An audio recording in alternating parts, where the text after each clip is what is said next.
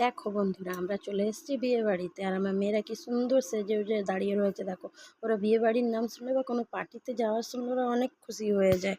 তার জন্য ওদেরকে আজকে নিয়ে চলে গেছি পার্টির মধ্যে। দেখো, এখানে আমার মেয়ে খেতে বসে পড়েছে। যতটা আসার জন্য আনন্দ হয় না, অতটা খাওয়ার জন্য কিন্তু হয় না। দেখো কি নিয়েছে, তোমরাই একটু দেখো।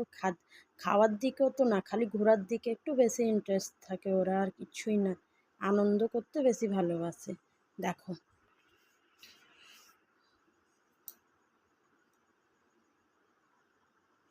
দেখো এখানে আমিও খাচ্ছি একটু একটু ওদের সাথেই, কিন্তু আমি আলাদা করে নিইনি, ব্যাস ওদের সাথেই খাচ্ছি।